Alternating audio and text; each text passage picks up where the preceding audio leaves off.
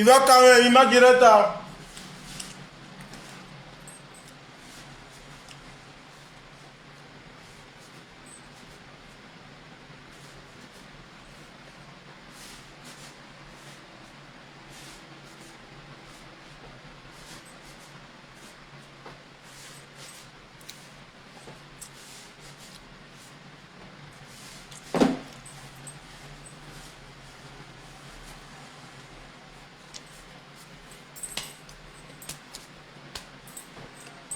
Il m'a direct à un autre temps. Parce que les clients ont bonne masse et ils aiment les doués, ils n'ont de musique. Il est sévère alors. Donc,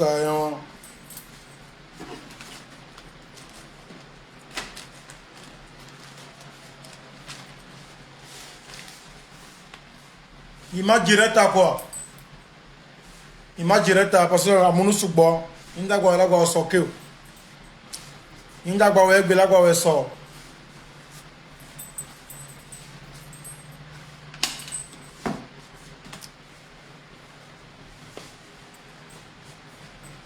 Il n'a pas la sort. Quand il m'a direct à non.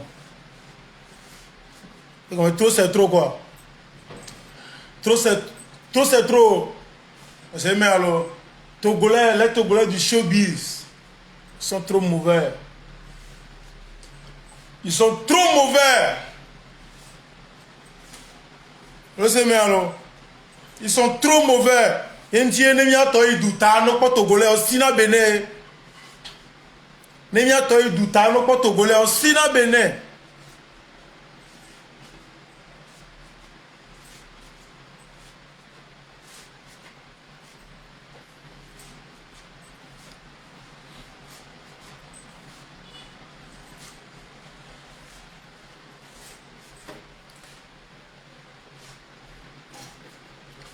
Comportement non. Yenti Togolais on te on en vio. Vous savez alors. Awusa le Togo du fio. Ibo le Togo du fio. Vous savez alors. Et du que me là il pas Togolais du fio pas. M'le direct comme l'eau. Esclave pour mina. Ils ont tellement mis les mauvais. Et du que moi c'est le pas. Ibo du fio le Ghana. Ibo du fio le Nigeria. Ibo du fio le Côte d'Ivoire. Ibo du fio le Bénin. Ibo du fio le Togo du fio la Fine Coupé. Awusa même chose. Ivoirien même chose. Yoruba même chose. Wa Togolais mille du fio la Fine Coupé. A Fine Coupé au Nanyadji Coupé. Mieux que dernier. Vous savez alors. Mieux que dernier. Après les gens il y avait méchanceté, il y avait connerie à son gouvernement dit. À son gouvernement, il y a très très méchant. Il se met alors, Marc Brené bien c'est. Il se met alors, Marc Brené bien c'est. Et quand il trop c'est trop quoi. Il se met alors, il y a don't give a fuck, il est possible. Il se met alors, I don't give a fuck. Togolo il est méchant. On se met alors, Togolais il est méchant. Il se met alors, wa mimima wo. Parce que mi entend minte réussir. Donc avec me réussir, on va te passer à quoi il a n'a réussir. On t'a réussi Congo. On se met alors. N'y en a qui nous on te réussir, nous de la bonne mais réussir. Mais se met alors, sans vous je vais réussir. Moi j'ai juste besoin de mes fans. J'ai besoin seulement de mes fans. En quoi tu as don't give a fuck. Parce que même le sang. Même le sang. Mais laissez moi alors. Donc, I don't give a fuck quoi. Désert de Dieu quoi. Et dit Jao, Jim Jao, désert de Dieu quoi. Rien ne change.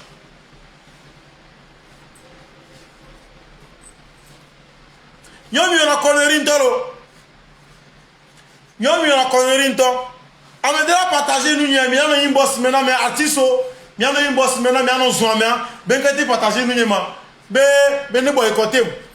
Non mais il fait quoi? Amolo babena ben que tu n'y a pas de problème. Et t'as beaucoup na mi et il me mi. Amo comme te le blanc même pas fait colère. Même pas fait colère te le quoi. Il y a une asie mi que mi ne babena no bon amo ko te le bon fait côté yo. Amo comme il y a bonya mais humble ils sont où? Ils sont où? N'ka mi on a Kiko. Kiko le humble. Allô? Kiko Bounami, allô? Il est allé où? Il est allé où? Nulle part. vous n'avez rien. C'est Mindon de Pentolo. Monsieur Merlo, Mindon de Pentolo. Il y avait gardé China, mais don't give a fuck. Monsieur Merlo. À mon soubois le fier, il peut y avoir des bévous intimes, il est côté. À mon communique bévou, on est comme il en a haut. Rien. À tout ce que le Togo le fier les biens. Il m'avait les biens. À part tout fan, King me sent. Tout fan de King me sent.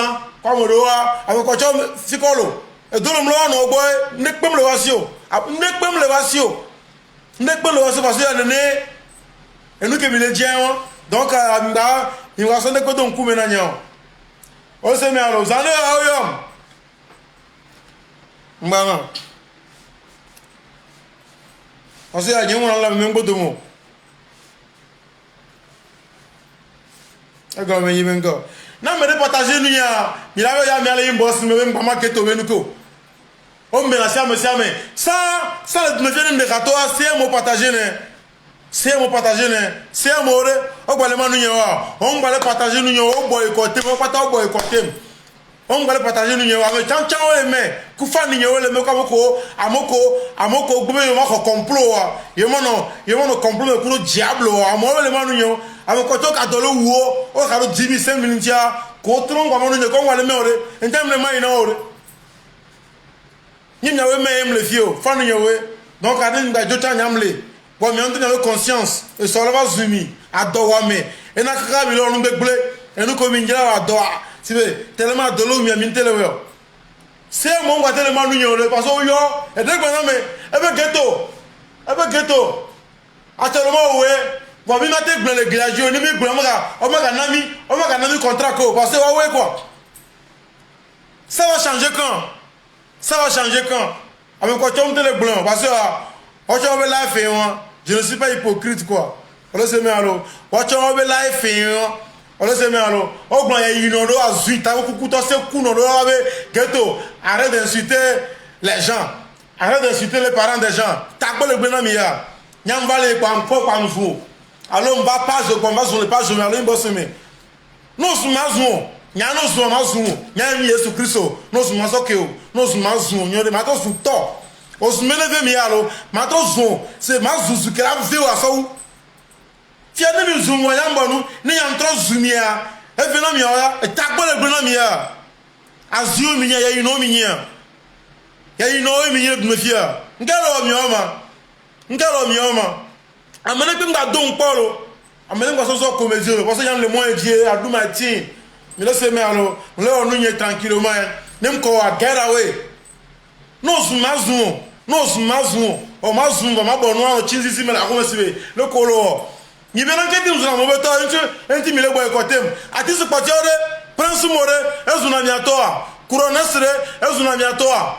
Qui corre, est-ce un ami à toi? Et lui a Qatar, est-ce un ami à toi? À ti ce beaucoup, est-ce un ami à toi? Nous qu'à miter le wanao. Nous qu'à miter le wanao, rien.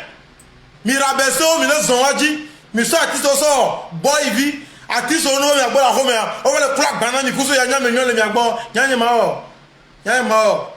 Attends, on bédek les togofiers bédek le possible.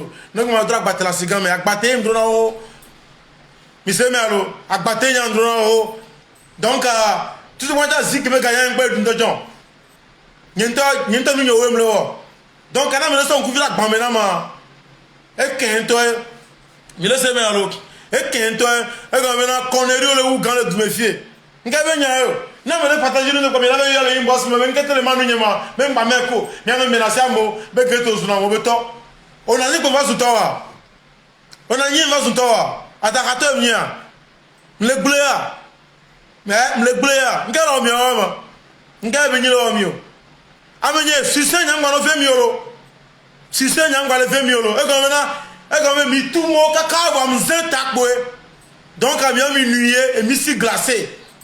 Yes, Mero. Ngendo wana mioma. Ngendo wana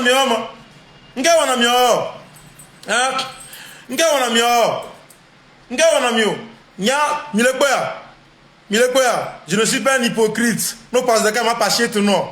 Non so l'ambition ma ja pacha. Non dam tu ma da bombe. Non on na ma to pira non. Ma kloya poe. E no sakareji. Et Dieu, mais trop, c'est trop.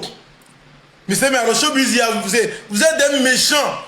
Vous êtes des méchants dans ce game. Mais c'est mais alors, n'y a pas de mal, mais là, concert, n'y a pas de mal. Voilà, mais demande, il y a un budget. Il y a un budget. Mais qu'est-ce que me demande, nous qu'est-ce que me demande, nous qu'est-ce que me demande, nous qu'est-ce que me demande. On laisse mais alors, ah, c'est vrai, maintenant. D'ailleurs, adjudant, raison.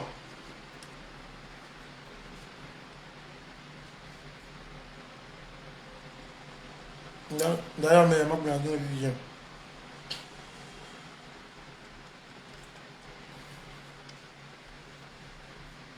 Et comme je l'ai mis à boire le Togo fier.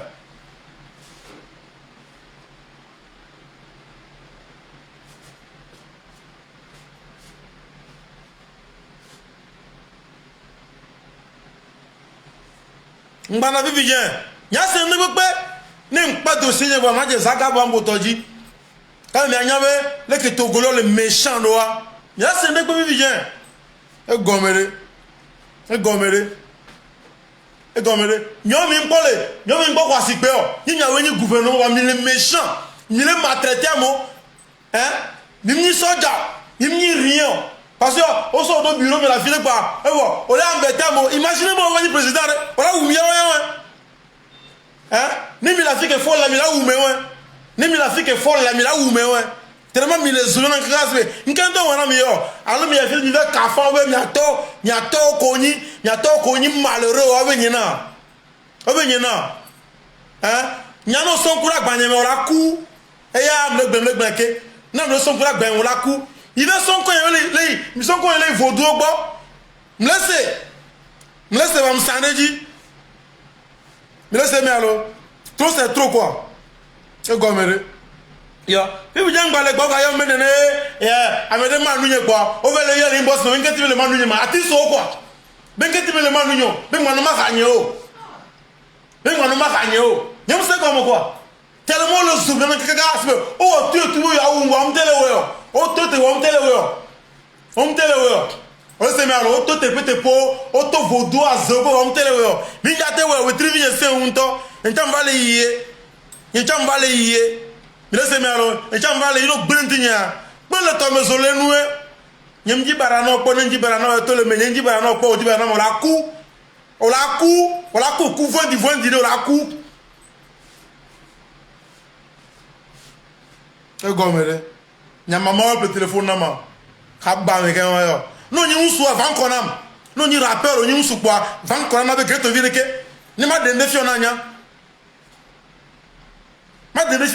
wadi mi la okhacha afrika me ma ba wa ti mo ma nanyo ga no kuche na okuwe ne nkwa nkuwe ya ko to kwa ka ba me be nyina mi le game me fie nya mama le téléphone nama ali nya to câble yawe o gba na bo sun ato on a écouté mes outils à Dakar mien et gomere à mes bara 20 ans et mes vieux Benin tonianti les musiques mais Ghana tonianti Burkina Faso Oussa comme nyane so hip hop bunti tonianti Niger tonianti Amérique tonianti yamini dernier le monde amé parce que il est tellement méchant non vieux bien quoi avant pour dire encore on prend les deux on fait on le tio on le quand on dit gâteau on fait chia alors et ça de la moji alors pour dire qu'on y a non minuit il va croire il va guérir minuit ta cameto minuit mais le premier boire à zio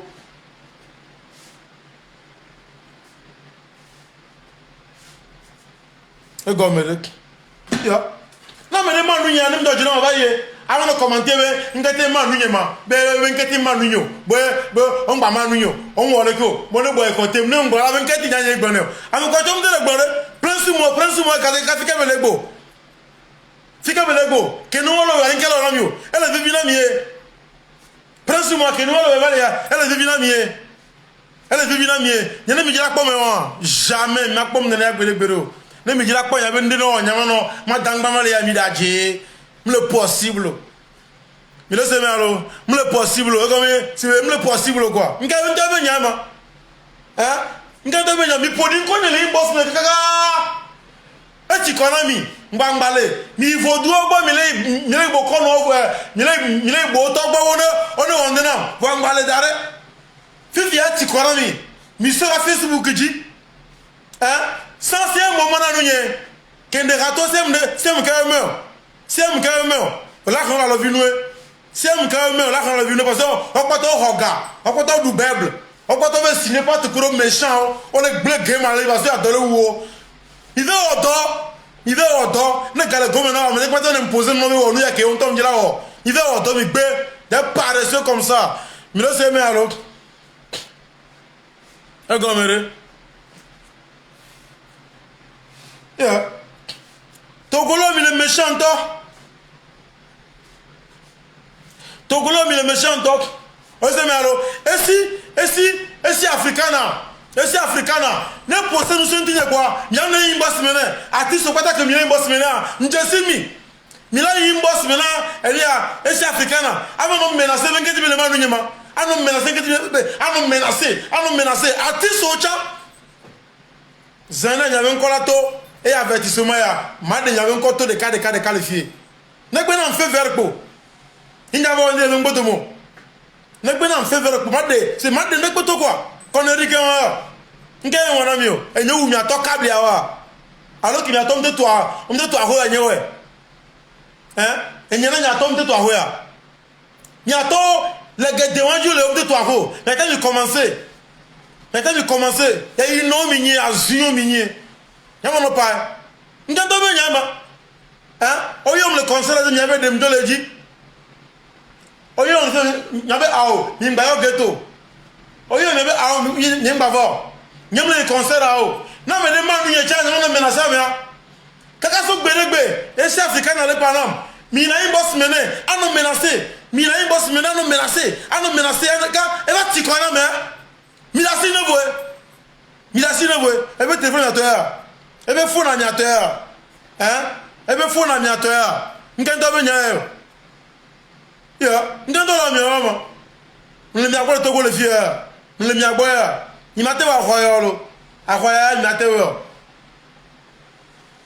mi le se me alo e go trop c'est trop quoi y avait nous on vive nous le petit colanya donc à mi stopper nous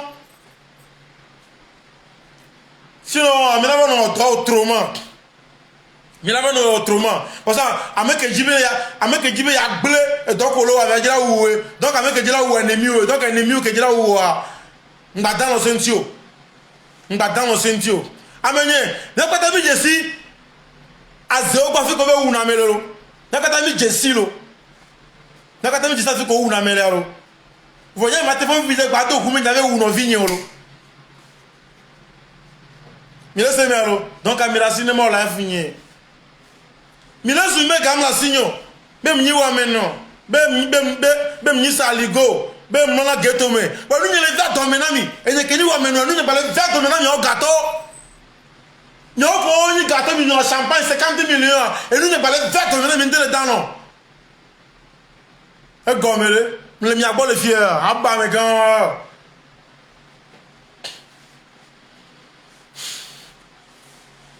donc ayon amoko pata yi boss mena esi l'africana vele gbe barabara na America yo mi yan boss mena se mo ngale manu nyeko yanto mi analyse se mo ngale manu nyeko parce que obe signer nu yo tout fait no ngale manu nyeko wa ngale oba ya poe maka na oba ya poe il m'a stoppé là gberegbero parce que mais alors zo alevo avec dozo c'est zo assez un temps mate chizo on na mi san on mate so si 25 litres travail ya chizo ma fobezo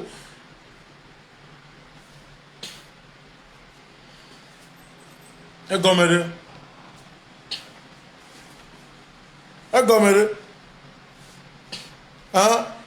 ya amele so amele bere ame ya eligia e ma nunye e bo e to so nemi o et trop ennemi. Yeah. Il le vent, il le poste social, il le vent. Et nous que moi, il le vent. Il y a bâti son miaté ou j'ai écrit l'histoire quoi. Togolo, il est mauvais. O se me alo. Pas exemple vivien. Eluya. Mitake saga bambo na neba. Mitake saga neba made nyato zireka. Mitake saga bambo neba ne made nyato. Ati su potore. Adole uwo. On tombe ya po. Nya ko zra yin. Ne njo masanu, ne njo mai por maji, madra batemo de pe. Ko zra nyam yi. Amo de pe le wasi njo le vont no me la vidéo le vont te le pour nous po. Ati su won pato kase nkunya. O se me aro. Enu kele o wa no lo nto on te le gblon la se amen e da ku gblon. E da ku gblon dépression. O se me aro. E ko mi lo nu vi ku mi le wo wa mi bono bonu. Mitake zaga bambona. Mitake zaga bambona ne so. E go me yibengo. Comme dit que le miabo le Togo via nyaweni fora, nyaweni gouvernement. Amelia, e va be convi ya ino. E to câble ya ino azeto ke mte le pono je novel momo te to be voa enyi ya ino. A shawe vi onyi. E to pa je ya. Ne nzo la be nzo. Maman we bon m'a provoqué molo. Et nous qui on a tiso mi anon zo mi anon bon no be humilité no le nya gbonyolo no zo ma zo. Mi anon zo ame abe ne bon no be humilité be ne bon no le nya gbonyolo no zo ma zo onyere. No zo ma zo onyere.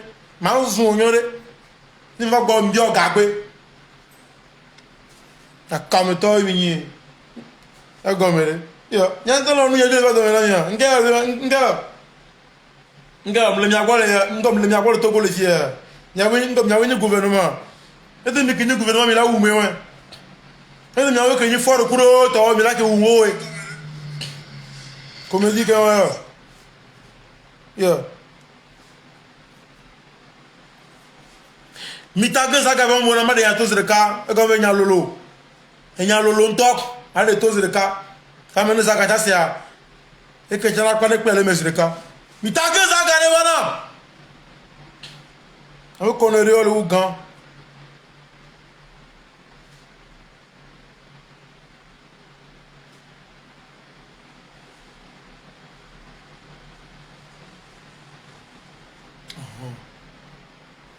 Yeah. The gomme. Le mi agole fie.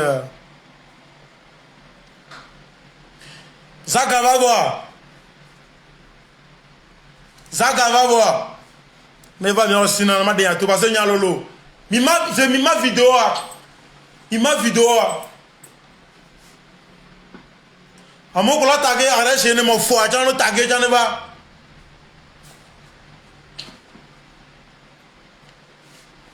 Mi tagé ja ne ba. Arrêt chez ne mi tagé ja ne ba. Ame ça me la ko to sur ka. Il y a un distributeur automatique des dossiers. Non possible.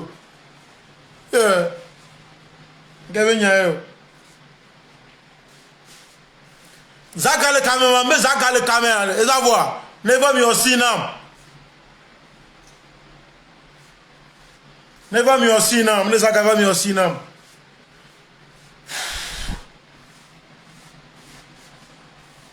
O mai dure pour me pour la porte au golo on ovio. A me ça me laisse on ovia. Et quand on te golo tellement les méchants mais ne pas on ovia, il n'a pas agbe de menace de cas. Pas il boda, il bowe pas qualifié on. Pas où ça là. A où ça va c'est quand même on. Mais on que il me vient, il va le prendre pas non. Mais là l'able non parce que il est tellement méchant. Ne te gouverne de l'autre cas où ça yo le bénéa. Il a une réunion avec pour dire quoi le fou nous.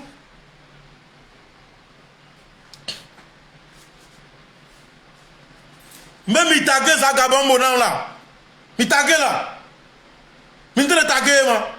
Il tagé Zaga. Il tagé Zaga neba. Il tagé neba. Mi ocha. Parce que le dossier lolo unu. M'dola gblem cha. Boé. Ne mi sa mi kareji.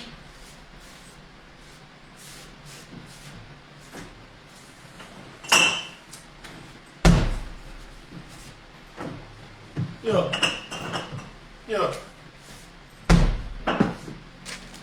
Gomere. Ye pira pire nous la pomme nous pata amoko le méchant nena sur 10 ouais nyonto sur 10 ouais on se met allo nyama bonne vérité non l'homme bluffé on se met allo sur 10 c'est sur 10 sur le méchant sur 10 sur le méchant o ma pas câble tonne la bonne pour dire câble tonne encore mule rare no vieux ona lo soto no vieux et les musulmans no vieux no to no vieux fier amleo.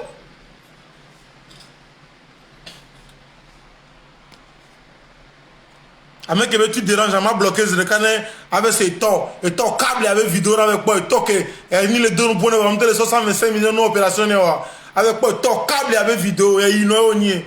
Tu déranges les gens, et torts téléphone les gens, non téléphone les gens. Ah bah mais quand mais si que ça garde, ça garde là-bas. Parce que le dossier est possible quoi. Le possible. Zaga de là-bas.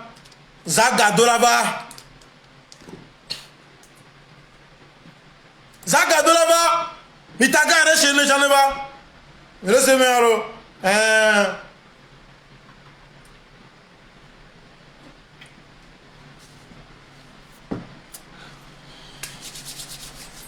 Adjudant.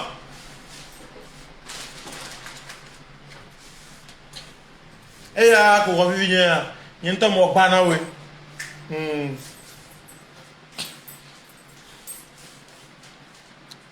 Zagam le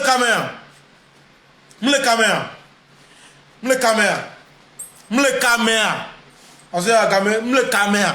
Parce que les tadis voyons. Yeah.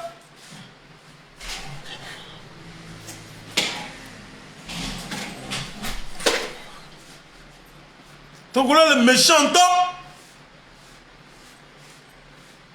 Il y a un dernier, le maillot. Il y avait 10 000, 5 000 comme il a le boost. Et il y a boss aussi à Mosia. Et il a saboté le game.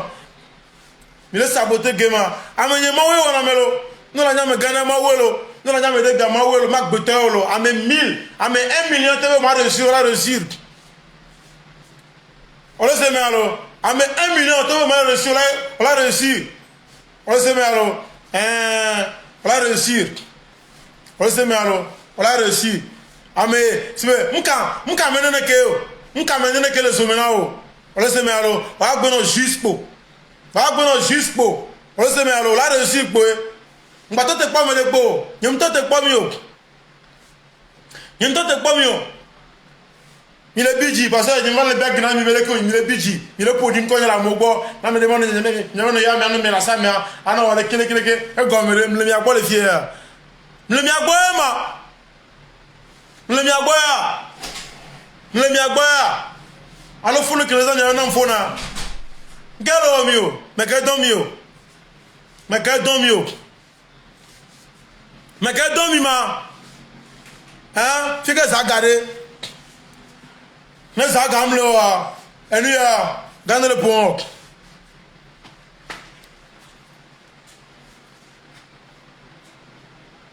« 21h23 le bonnier. Nous avons 21h30. Madame, et la classe n'a pas boulé. Nous avons là, transmettre. Donc, on a pas cœur. On a signalé vidéo, on a pas cœur. On a pas cœur quoi. Yeah. Et tout cas, showbiz kaya artiste le Togo est 1 million. Et dès que les gens font les yeux, tu fais le king mais ça, et lui à mon, on connaît bien. Yo, je ne viens avec pas ton lot. BME, au séméalo, BME, m'le canon, m'le bénin. Oh, artiste à nos communes, on l'a filé pour fier beléa. Artiste à nos goûts, on le coûte 400 000 euros. Les deux mains. Voilà, tu as avec quoi qu'on est réuni. Même les gens qui ont bloqué. Les gens qui ont bloqué. Nous avons un ami. Il a si ma volo. Nyem dalon. Président, ne vous dites volume ma vie. Nous allons dans tous les films. Comme il y a de problèmes. Donc, Nyamlo nunye quoi. Laissez me let me do my thing. Let me do my thing. Me laissez me let me do my thing. Parce que me le bahamu haba me. Me laissez me un kota haba me. Egomere na me de manu nyamno so anu menacer. Anu menacer. Et si africain na me menacer. Il menacer quand tu connais. Parce que concours voyager, non voyager pas manière nous bédé. Hein moi, amo ko voyager bon nyanoa, ame béni ouais. Parce que mais voyager avec yo. Vrai, n'est que ni fois, et là que c'est nyame bé, ano boy côté. On veut Zagaba, merci. Zagaba mo benyam dak bonzo, mais ça me no toji. Pas la ne pas la Zaga. Parce que le bondoa, elle est virginam. Madame Nyanya le fiegbe. Zaga Bambo interview de le Côte d'Ivoire. Interview mais elle est globée encore. Elle est globée. Bon, elle voyait la so Arafat Tinti. On le sait mais alors. Quel est passé Arafat Tinti? Ils voyons le suivre. Nyanya me le Zaga Bore. Toko le fia. On le Zaga Bore. Ne Zaga le da jamre pe mignore. Ne vérité amere pe mignore.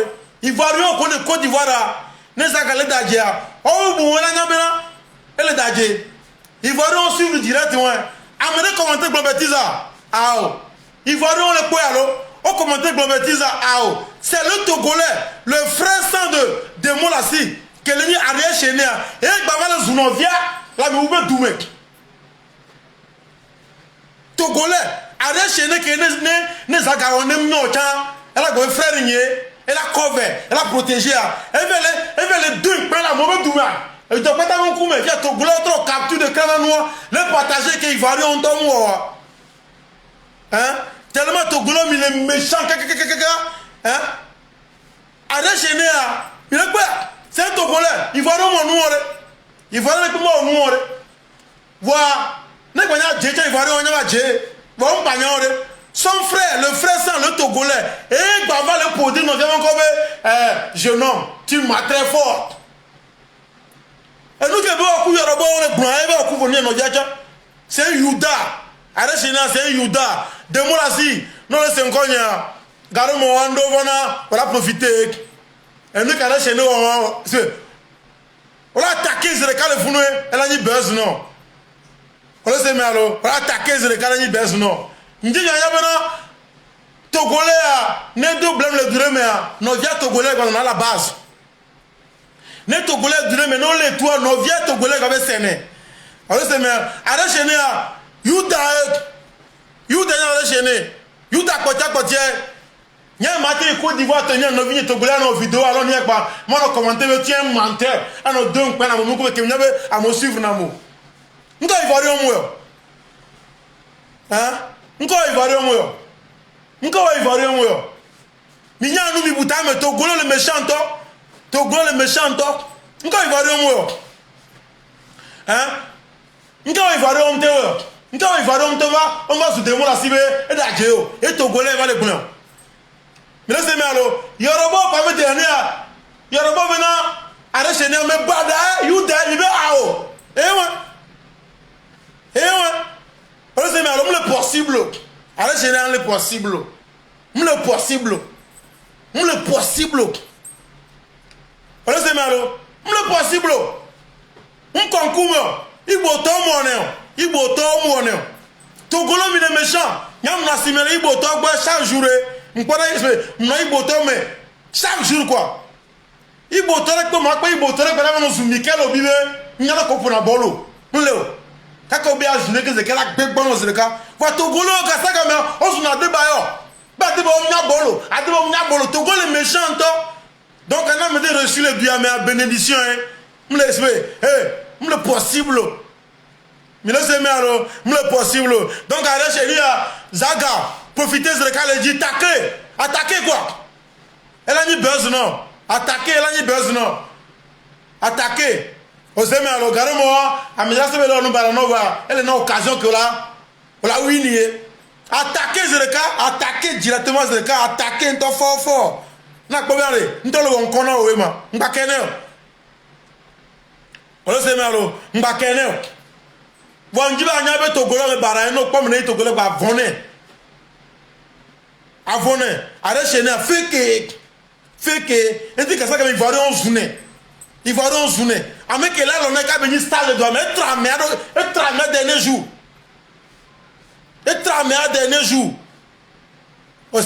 c'est dans le sang des Togolais. Au-delà de mentalité de la change le cerveau, mais sinon, nos vieux cocu même le channel in quoi no bigi. On fait ton meno la jibe ya ou internet ya avo. Parce que nous jibe américain ne tonti on to ko. On le sait meno. Donc et on ça gang backer. Ça que ma parler on te dire que pendant on voir. Gamesu ya occasion ya mbacker. Attaquer, voir Diana Togolais méchant. Il y a pas une défaite. Et Béjina, nous venons de Berme, nous venons de problèmes, il y a connu, nos coups, alors RIP, 2 jours en globaux. Même dans le RIP, il y a un RIP, il y a un coup, il y a un coup, il m'a connu, il m'a dit, il m'a dit, il m'a dit, quoi, 100 000 de la Rome fier. Et comme, à cet homme, qu'on a fait un vieux, on a dit, on a ramoué, il a semé alors. Donc, à un moment, il y a un Togolo comme il est sommet, il y a un Togolo, il est Togoleva. Sinon, il est nuit. Et puis que la sio a popé au bas de Horayame, à Yero Lentio.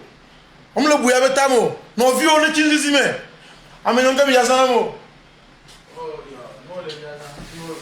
Un comme il y a un des bases de cas. Zozo. Il y en a que le film. Il faut qu'on arrête. Même chose là. Chape le coup, Abia. Encore, mieux musulman ou rien. Donc, mi libéré, mi ne miabo. Mi libéré, mi ne miabo. Non, il vrai à pas mon dans ce moment quoi. On les aime alors. Mi libéré, mi ne miabo.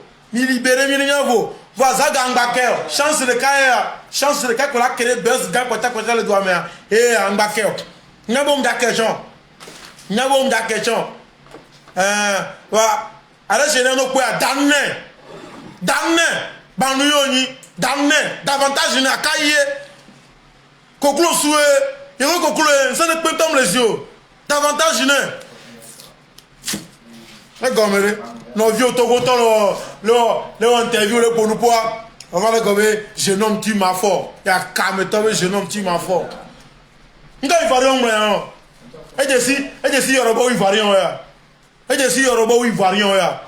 Méchanceté. Parce que nous avons l'interview avant de vivre. Et dit bien de quelque chose. Le possible. Mais la simi ne vient pas. Ne vient pas live. Mais la simi vient pas. Mais la simi vient pas. Mais la simi ne vient pas. Il y avait nous jalousie de nous. Mais la simi vient pas. Attends da unya yo. Attends da unya yo. Ah ya no sakarijik. Adam da unya gbede. Je sais bien alors. A me 1200, me le da penami. Wa adam da unya yo. Je sais bien alors. Nyo ke ni public a nyawe la gbe nu. Voni mettez dans les commentaires me le gbo bêtise. Il a encouragé méchant ouais. Il a encouragé méchant ouais. On sait bien alors, il a encouragé méchant ouais. Il a encouragé méchant on win. On win enia. On win à méchant ouais. Et tu connais nya. Ngabe nya. Il est mis à part le Togo le fier. Il y a un gouvernement. Il y a un gouvernement. Il y a un gouvernement. Il y a un gouvernement. Hein? Il y a un gouvernement. Pire à Sudiso, Sudiso est très très mauvais. Il y a un terme levé. Très très mauvais. Mais il y a un quoi tomber c'est. Le câble là quoi. Le protocole là quoi. Le loso là quoi. Mais quelle va ça c'est que na ne mi awumia mi nuye nyala blore ame on boni président va non c'est mi le volo wa lo mo o mi gouvernement va mi te le volo wa lo mo no ko si ke mi la voix hein ma o mi aziore vérité ko blesser la bela ma o mi aziore ame mi président nya me de pendo ato wi no beyin simple ne ko beyin le Facebook camera ko ngesio famille on le carré dit on ça nous le boire que nous à moi on boire content mo imaginez pas moi on se député alors on se ministre elle a ou amé ouais elle a ou amé ouais elle a ou amé ouais donc ane ma so me de woni gouvernement no mafunu ma wo nya zio ne to ne na me de jiwa to e jiwa na we to ma wo nya la mo nya no la ni to e nti be ni to ma changer we nkete be ni to be a ji to bo o le zuma we wa o se me aro donc aye wa ni la sibi ni nya vo e gomere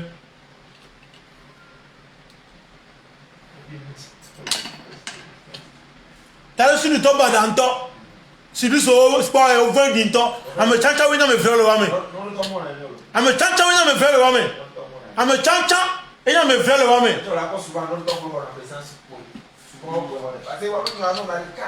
me fie de kaore me fie de kaore e direct me ya beneja nore le commander Nigeria nore o se me aro sidu so e lume ba pulu yo gba pu apu ngo so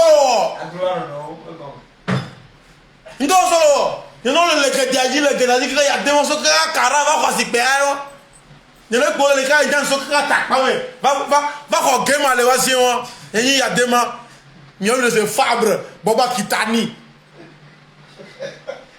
te to ko ja ka ba me ma du jinye gberegbere o ya eyin ya dema mi o mi awo eyin Fabre ya eyin Fabre lui ya Boba Kitani Jean Kisi de vi ulo mi awo imni size o imni size voilà des vidéos là qui la breku nya la finya ma blessé bara do nga wenyo nya wenyi ma wo e ngbo ni ma wo lo nya mi nya me de pentolo nya mi nya me de pentolo mi da sibi ne mi abo mi da sibi ne mi abo ni mi abenu nga wenya yo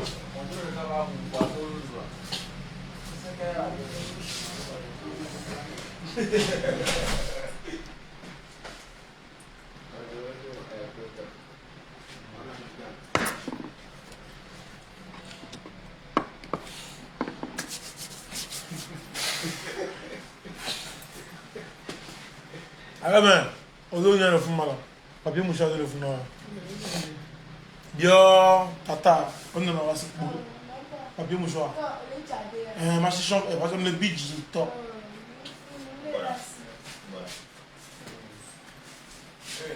On a bien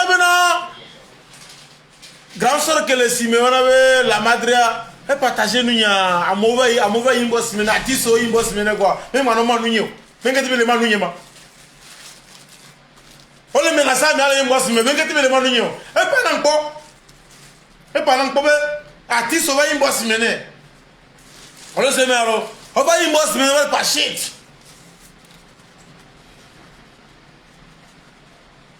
Regardez, il y a maman créé, il y a maman créé, c'est une chose bizarre.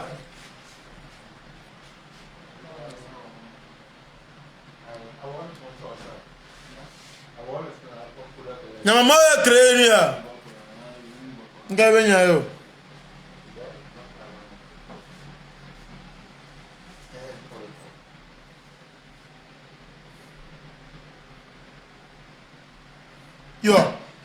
Thomas Choco, laisse-lui dire rien, on est trop méchant. Vrai. Nous, les carafis viennent, on a eu au vodé, allo, nous verrons des gens, nous, on a câblé, on a quand nous tout la moukou. Si nous tous les cas, pour le cas village, il y a où, il y a où, c'est le cas. Alors, saboteur. Gommé. Victorien au Québec, à Megan, c'est toi, moi, encore toujours, et ton câble, que Jiwa, Nyando Gawi, ça, le Nubia, et si j'aime les nous, on va le donner au coup, ton câble, ma bloqueuse de canal sous le nom, à Zétoa, que le toku monte, toi, on va remuer le noir, avec Aïe, bon, maman veut tomber.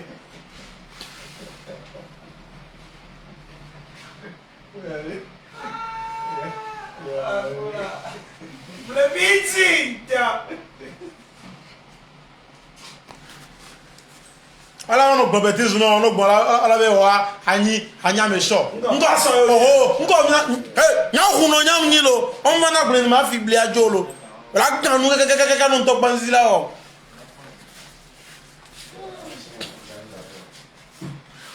gomere avec Rabam, avec nous.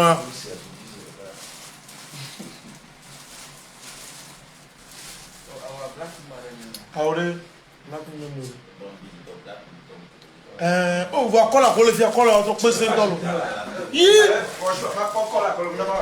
Yo, eh, quoi coller la fond du bon lié. Ouais. Kawo ni ko. Ah, energy kawa. Ah, on le papa. Mlo, kula ho. Demi ase un to. Yo, la kena we. Ngba ke olo. Le possible.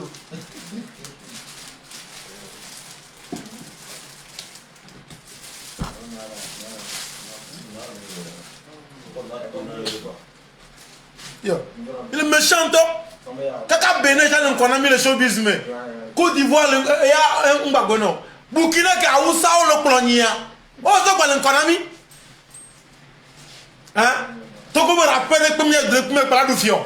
Yo la bouillon. Non, on va jouer dans Koulouvier. Hein? Depuis que le dit allez, Burkina, j'en ai pas Togo fier la pachek boy. Était 2 ans la pachek comme maintenant. Tellement, il doit le quoi de jig. Nya mi le zomena nya gbalo lo. Ah mi le zomena nya gbalo. Mi le zomena nya gbalo. Parce que ni mi a wenam le fio. Amoko na le fio o ni fan ni o. Amoko o nya mo ko suivre na ma. Ko we la bele ke mo no po. Kwa mi o mi le gbe nu nto. Les gars Thomas Choco les gars mettent trop le vent devant. Eh ouais. A mi maintenant nya 10 000 bembe. Mais n'est pas mal, mais nous co. Le possible. On va dans une bosse maintenant, on va pas un bébono zereka. Bébono zereka. On vit nous. Non, mais non, zereka. On y a un homme là-bas.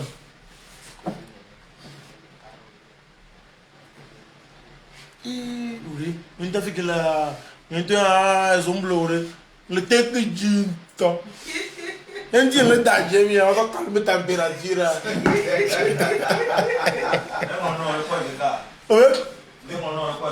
Le glacier. Makora. On a comment quoi vivre? On va là-bas.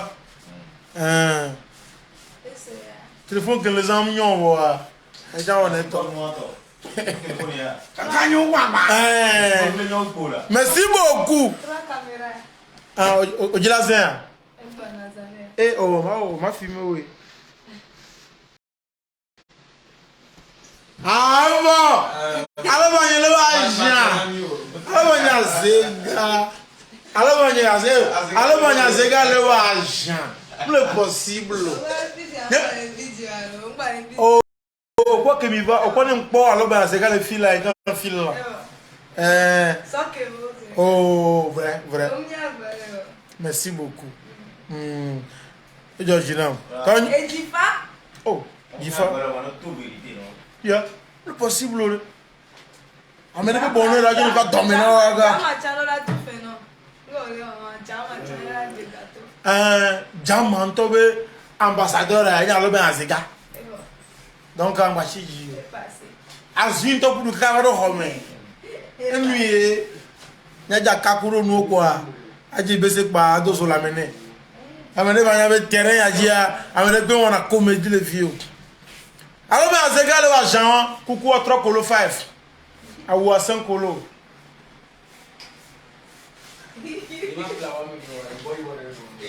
Amenye. Le temps où mais ah oui moloto alors Odilase eh va fier Odilase on le cible pas caméra le cible il y a combien de blancs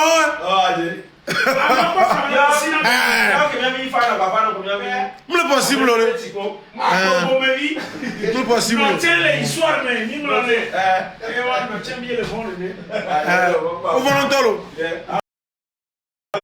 au volontaire Coco ne va y non tu peux et on le sait où le met Mabloa oh on peut Coco va tenir les hommes ah oui Coco a zomblo Coco fout le drum et le plafond mais On va te des taux. Alors, on va y aller. Faut qu'on fout le trompe, le plafond. Le possible. On va faire un job bacaro que le ramène. On va faire un job. À Roalo.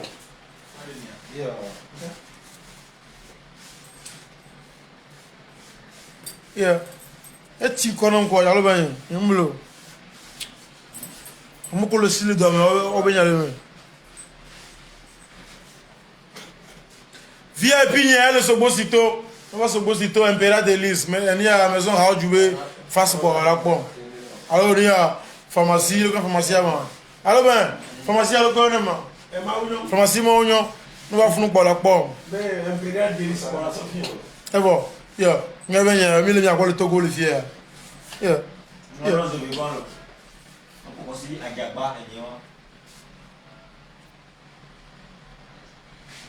Vrai.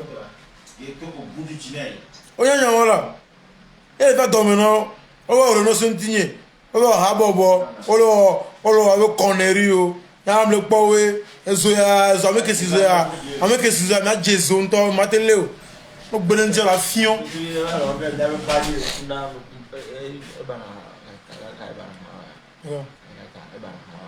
Oh. Everybody catch it. I never saw me about the game. Everybody been there in Pueblo. This year, look, Felix, we are about many about Nana. And they were about the game. Then you got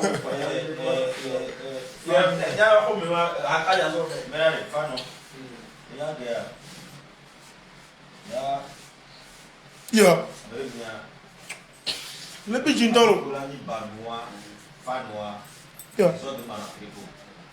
Amenye, le parent, on y banois. Au quoi? On est là. Hey, pissé. C'est mal. Non, mais on peut dire que non, quoi. On pisse quick. Oh, on est adjudant comme on va dans il y a un bon là, bon. On va dire que non, je le vois le coup. Et là, quand on a cake. Grand frère, maintenant on va dire que non, on va c'est vous, avec un haut.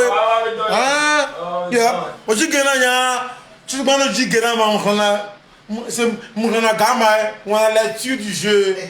N'importe quoi, ça t'a le budget, alors on est le alors on t'a déjà taquiné, mais on s'en a. On n'aime pas nous coller sur Kaji, mais non, le zoom, mais à quoi, nuit, et Missy glacé. Mais à vous, il tout c'est trop dans le pays là. Tout c'est trop.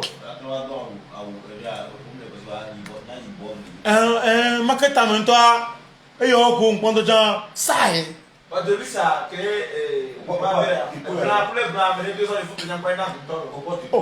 on le quai. Bon le quai. À vous le via, le possible. Yeah. Quand nous. Fort baou. On va le dire à demain. Mais tu n'as fort baou. Le possible. Banouyo. Il m'a dit non. Il y a le contrôleur de non le biji. On va te chizo yo. On va te cousiner nous mais avec chizo que et je cause d'achukuto. Amenye, stoppez-nous. On est filmé au vivier. On a encore peu nous. On a téléphoné à des photos. Il y a zoom. Vieux, on a dit ma zone. Hein? Un coup, mais c'est un. Oh, tout bas, nous va voir du nouveau. C'est le possible. À ça, il y a un camion de pauvre. Banouyo, à mon côté, suivre moi. Et moi. Arrête chez nous à faire que. Elle vient le donc, merci. Elle vient le donc, ben on vient les étrangers veut demain. On a dit qu'on a violent. Et qu'on a violent. On a union. La conquérir terrain. Non, on a violent qu'on là-bas. Et tu veux, il y a des capes pour les Togolais qui n'ont pas les founois. Et lui, et musique glacée. Et musique glacée. Youda est venu. Il y a un bon dans la géo. Ma bloqué à juin. Amélie Victorien de m'a bloqué. Comme avec sur le temps que Ernie Ernie le se partek nene. Avec si vous venez une heure ni. Oh, elle a souma, il a soumou. Il a soumou sinon on va tuer. Voilà. GMG RPT GMG unir. GMG RPT GMG unir. Au Seigneur de Cap. Au Seigneur de Cap. Au Seigneur de Cap, si nous tombons balanto. Fabra va se dire toi son molo be quoi. Elle va les dire tout fait. À moi président de Macao. Mère Mélanie fort dans le tabouret. Oh ouais président, amoko la vote non ça mon là. On va dire mais la tout fait. Non possible. Non moi président minuit. Abouyake. Oh misi glacé. Chakaku bambale. Oh babloma. Comme mélanger pour gaou. Alors c'est comme plus possible. Babloma, je sais encore pas. Je sais encore pas les caméras du temps, elle est nous temps. Mais quand je sais encore pas. Et nous bon Alors bah bon ça que il m'a pas ben dollar clip. Ah ouais, il m'a pas braqué. Elle va. Vrai. Amoko les hommes, les hommes bailo. Merci beaucoup. Si va hoya mi mate we. Ega mi mbiona mi kengba du no, mi le biji. Si bele ka me kwatio artiste kwatio ba na ngengengengenge bossa o ba klona kpana mi les hommes. Mi dibe mi va no kula kwa. Plus possible. Wato fuina mi aso tum. Mi dibe mi va no do. Ah mi Artiste on le tuer baisser. le duya me. OK, comme. Mle possible. Artiste on le tuer baisser na bozo. Le to vous to jadi te bouge.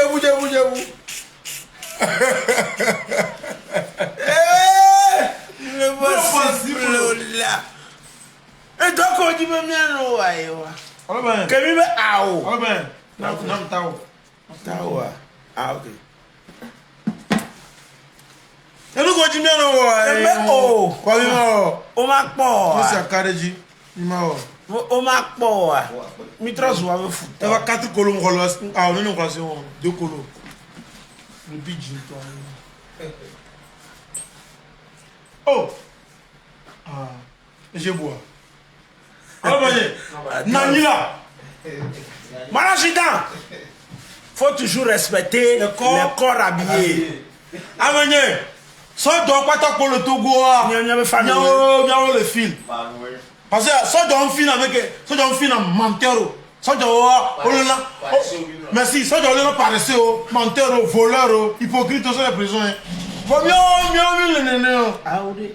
On se met alors. Il y a le fantôme, boy. Il y a ça doit le dit.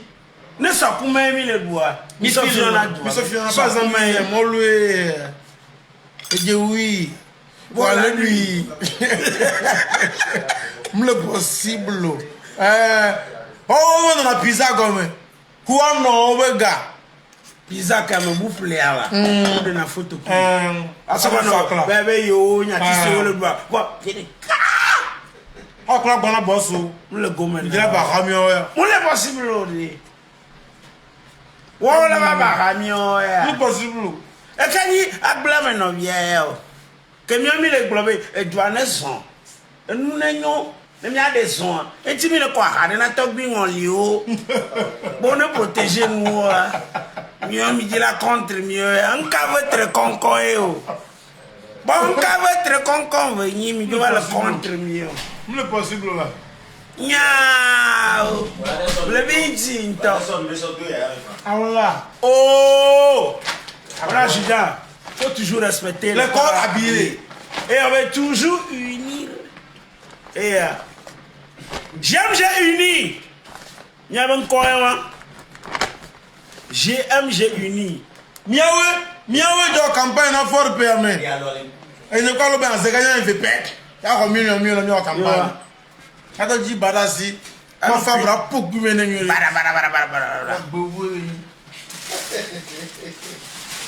Même non na o.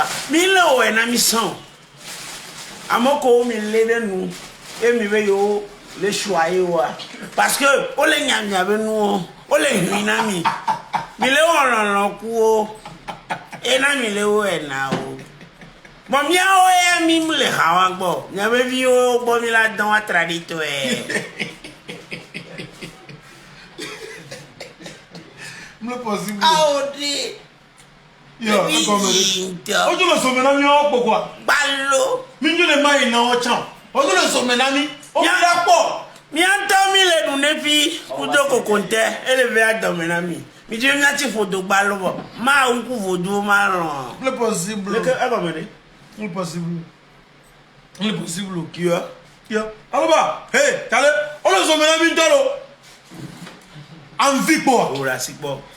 Mi ami le deux vese na mi yelo. Pima lo. Oh, E no nyam sara koko. Yenti ona me lieutenant Kwenzu. Amelo le diaspora. Obe. Mi agno nyao. Mi agno ya leke, mi agno leke. What's it amlo yo? A momle mi famille me zana Facebook la bonfo. Bon mi ataku mi na o portable ni ko na o ya. Nyama no do na mi o mi o. Ni o e kula mi o mi no na gbe. Nyao. Le possible. Me vidinta.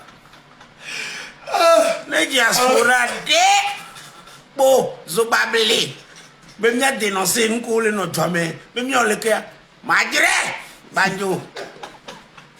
Ayen ko aéroport o la lele. On va soutenir le belo. Aéroport o la lele. Mais to kana chamila le. Enquête le miasi vodu le miasi. Que on enquête. No gbe so no quoi. Vodu la premier kaka va gbo le son direct ba. Ami o no. Ma bele. Yo. Ao. Kembora kwa pharmacie ma union o la kwa impérial délice. Merci. Dès qu'on a nous font zerika, haute tension ga jogli, mi ave fia sermon belé. Merci beaucoup. On la kwa fanto tan le te qu'on a nous. Décoration ne comme le funu. L'homme na va na funu. Ya bo l'homme na va e. Mi laisse me à plaque mon le. J'aime GRPT. Mi o ba no mi a démontré love anami. Mi laisse me à lo. O benade. Et nous que le moins cher allez. Et on dans la pana.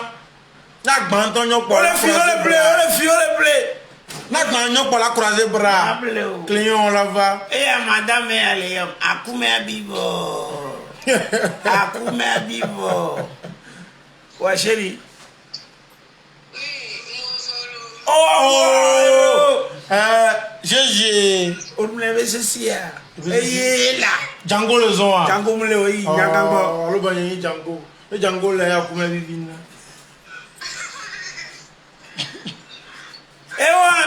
Madame Nyele yo madu ebe sesi.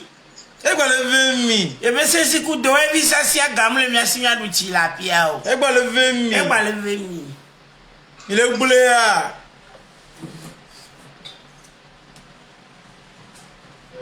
Non c'est comme moi. O le somena ba nu opo. Le somena ba nu ni mi o ya la biji. Ni mi o ya la biji. Bon, mi a to comme te plaisiment, mi a we na un plaisiment. C'est comme Il c'est comme quoi? Kosana gadena fogode me ebe no mo gana shawa ko le gbe na obe masiwa egbe o le nu ya bu eke emi si classe chaka ko mbale ça va. No li faut parler. On sera 5 kolo kwa so no fonti. Fi a shawa na ega. No de ka de kwa shawa ko na ka so gajo. O yo we planning ba ogbe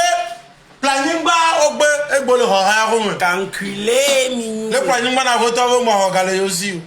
So be viu na photo a photo le don viu a tradito Kama Sutra. Ah ben, ndele fielo. Atise.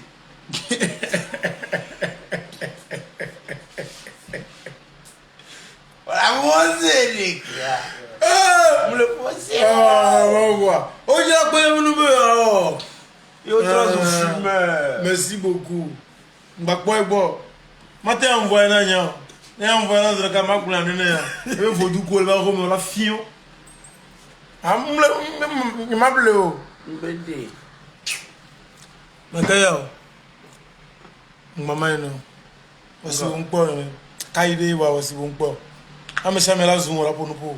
Ah, mais ça me la zone là d'une tiu. Parce que New Star, Togo fille, mais level là. Il y a quoi à débat in size. À débat on t'a roué actuellement. Sans bien roué. On a comparé, il y a deux qui ont Vano Baby.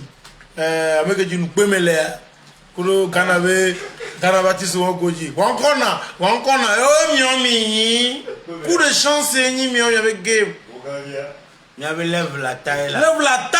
Lève il y a 5 béa. Je uniré. Mi la ta pas mere. Depuis mare. Et jila jo. On t'a pas Bon yo résultat, mi avait la win. On t'a pas la dit. Depuis mare jila jo mi. On a dit je yo le no tableau. Bon yo résultat, mi avait la win. C'est un coup vi banao. On me le pas un coup. Le possible. Depuis mare jila jo mi. Voir résultat final là, mi avait la win là. Oui. Il a chapelle là. Zotagbo. Zotago chien. Zotagbo. On est en quoi? Yeah. Président. Zotagbo. Pour le dia d'ogbo. Cette balle pour lui ça ne sera pas gbere. On dit bien ta garde tiens.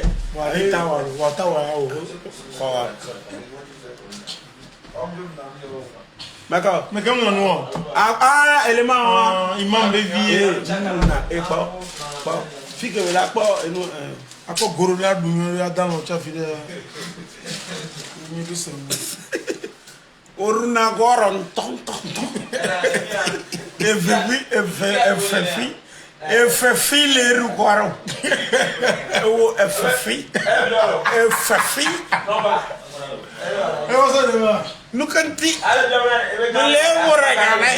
atuba gan la so a o me Le boranyane. Nukanti zota. oui a otra ko lo pela si o waya que le fia Nukanti o. si we musole now e Kado. o le se me a Nukanti. problème lo dans mon na jo Mule bi chenta.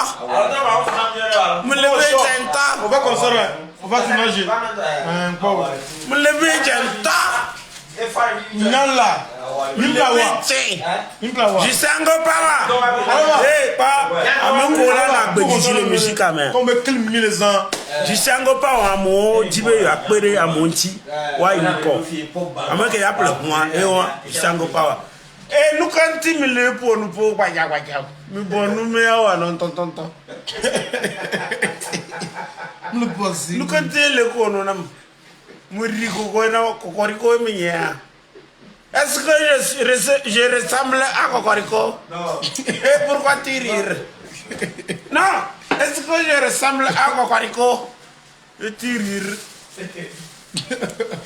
Amina wo ko le won no jina boto bi le gbe na gba won yi Ba nous zere ka gboji en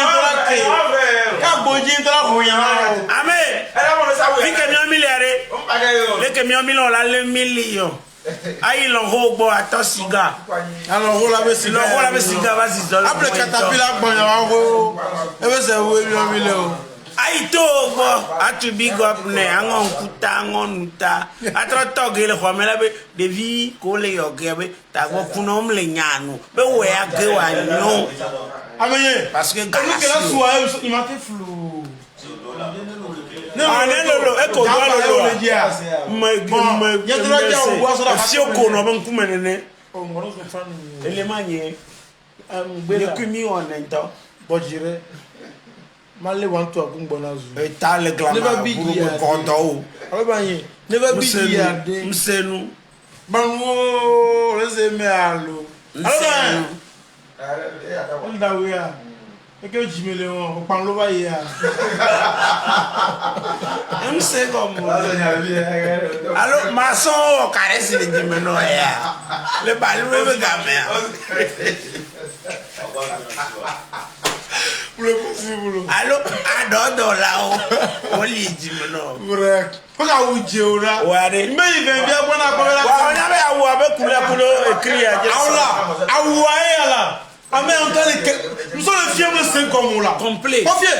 Ah ni à quoi la black aïe. Ah oui avec quoi la aïe. Oh. Ah mais t'as connaisseur et finalement le garçon. Lui les fiers le camion est valo. Donc on ne peut les fiers. Pas comme on durer là. Donc allez dans gars il est quoi c'est 20 000 ni. Ah. On peut les vider. 20 colos. Carrément doublé dessus. Pinini. Kaka. Gin, chagi.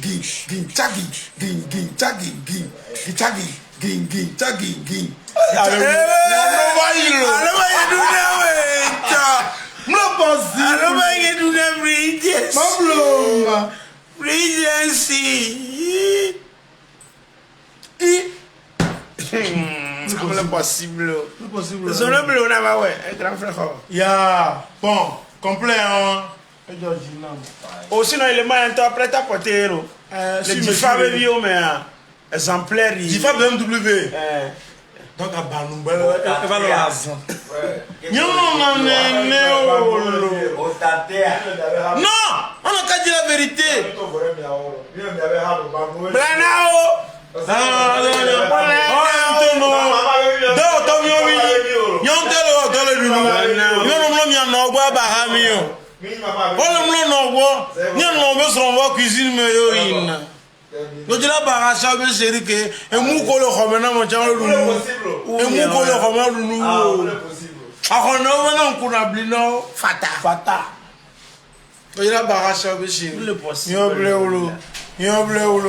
Même au quoi là? Hein? Et quoi toi? Oh.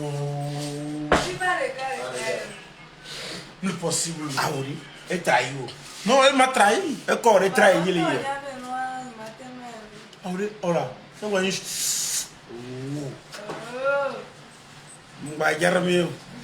Mais faut pas me dire na me pacho.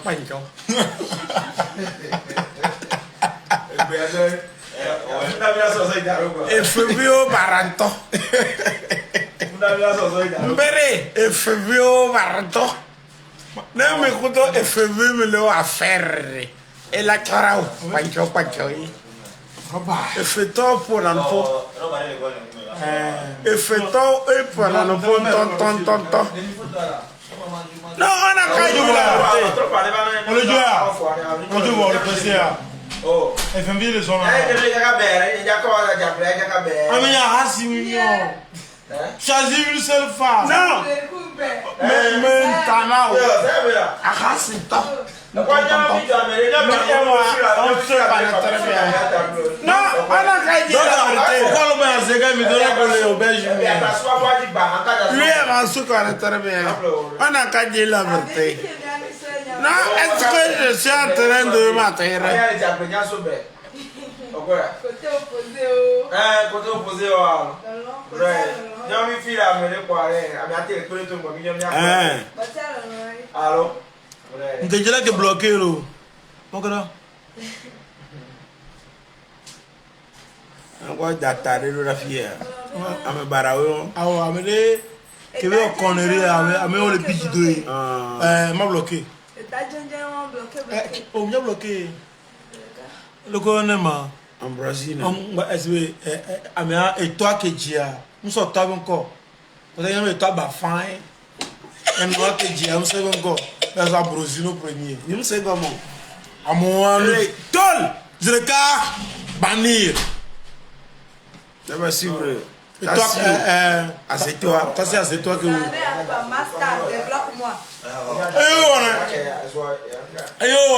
On a une main dans nous. Voilà, on est beaucoup non. Le possible. Ouais.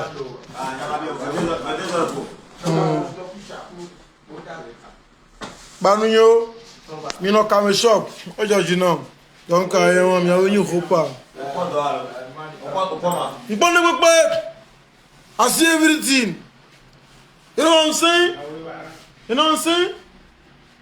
You know what I'm saying? I know when you I say everything, man. I knew you say. I say everything, man. I see everything.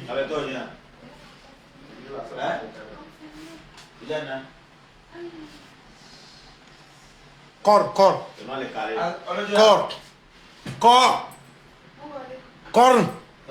Mamaki yo. Mamaki. Allô? Je ne dois pas me dire. Non. Si ma bula na go bana. Et voilà 2022. Que ta vie. Et voilà on ne pas se gars pas carré. Mais nous ne pas se gars pas carré là haut. Ntane go bueno. Invitation à l'œuvre. Mais nous yo mi ko carré là haut. Bon, vamos lá yo mi. Ah, mais gaji oh. On me dit si mi ami sena obe. Non. Niento. Et voilà. Niento. Et voilà. Mbula le fie. Voilà va. Be kafreto. Non, le possible. Me dit kafreto yo ko nyanyo hono. Et voilà. 2022. Elle le dit. Juin, mais alors. Janvier, février, mars, avril, mai. Oh, oui, pas dit toi. Ah, dans un mois. Alors, moi, quel milo? Mai, juin. Un mois, juin, Allô, Marie. juillet,